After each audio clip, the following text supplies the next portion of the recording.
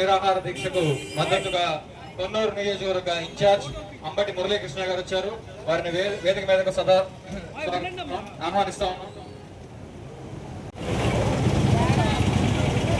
మా సైడ్ నమ్మకు వచ్చి రాజశేఖర రెడ్డి గారు,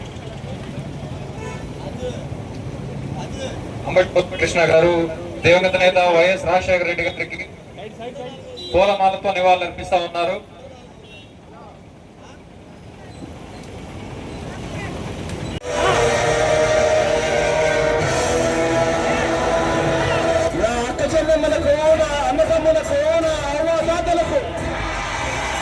అందరికీ కూడా చేతులు జోడించి శిరస్సు వంచి పేరు పేరున హృదయపూర్వకంగా కృతజ్ఞతలు తెలుపుకుంటా ఉన్నాను.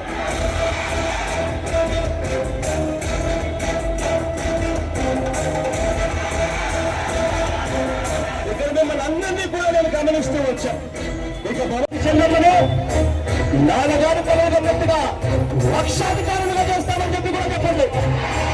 ఈ పథకం వైఎస్ఆర్ ఆసరా అని చెప్పి ప్రతి అక్కకు ప్రతి చల్లమ్మకు చెప్పండి.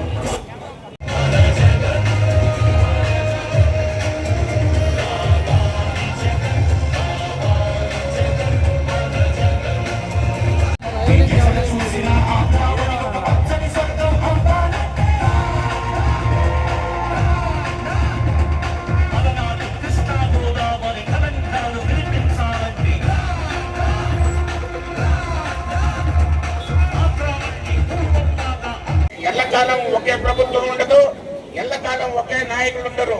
ఇది గమనించాలి.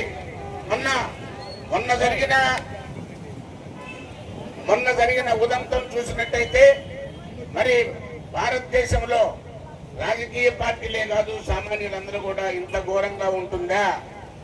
నడిబొడ్డున రాష్ట్ర రాజధానికి అతి దగ్గరలో ఉండి గుంటూరు నగరంలో నడిబొడ్డున ఇంత జరుగుతుంటే ఒక్క మనిషి కూడా, ఒక్క పోలీస్ ఆఫీసర్ కూడా మరి అది ప్రొటెక్ట్ చేయడానికి ప్రయత్నించలేదు. సుమారుగా 7-8 గంటలు ఈ పోరాటం చేస్తుంటే మరి అందరూ ముక్కు మీద నోటి మీద వేలేసుకున్నట్టుగా ఉన్నారు తప్ప ఎవ్వరు కూడా మరి ముందుకు వచ్చేసేసి అంబటి రాంబాబు గారికి మరి ఏ విధమైన సహాయం చేయలేదు. చివరికి నేనేం చెప్తున్నానంటే, ఈ రోజున పోలీస్ అధికారులు కొంతమంది అవకాశం దొరికింది కదా అని కస్టడీలో పెట్టేసేసి టార్చర్ పెట్టారు. అది సామాన్యమైన విషయం కాదు. ఒక మాజీ మంత్రి 2 సార్లు ఎమ్మెల్యే అయ్యారు. రాష్ట్రంలో పార్టీ తరఫున మరి జగన్మోహన్ రెడ్డి గారి తరఫున 2వ స్థానంలో ఉన్న వ్యక్తిని ఈ విధంగా చేయటం అనేది ఇది మామూలు విషయం కాదు. ఇది చాలా సీరియస్ విషయం. నేను మరొకసారి హెచ్చరిస్తున్నాను, రిక్వెస్ట్ చేస్తున్నాను, మీ కెరియర్ పాడు చేసుకోవద్దు. మీరు చట్ట ప్రకారం ఏది చేసినా కానీ ఆహ్వానిస్తాను. ఎందుకంటే చట్టం అంటే మరి మాకు గౌరవం ఉంది. మేము ఏమాత్రం చట్టాన్ని అతిక్రమించడానికి మేము ముందుకు పోయే ప్రజలకి మరి భక్తులుగా ఉండేసేసి మీరు చర్యలు తీసుకోవాలని నేను కోరుకుంటూ, మరి నేను అంబటి రాంబాబు గారికి చెప్తున్నాను, మరి ఇంకా ఆరోగ్యకరంగా ఉండేసేసి ఈ ఆంధ్ర రాష్ట్రానికి మీరు మీ సేవలు ఎన్నో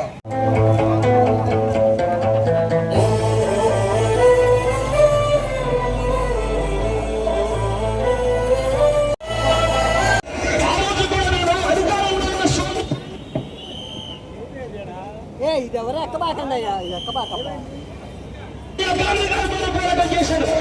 ఇదే చంద్రబాబు నాయుడు గారు, అదే కాంగ్రెస్ ఇద్దరు కలిసి కేసులు పెట్టారు. ఆ రోజు భయపడలేదు, ఈ రోజు నా మీద కేసులు ఉన్నాయి, ఈ రోజు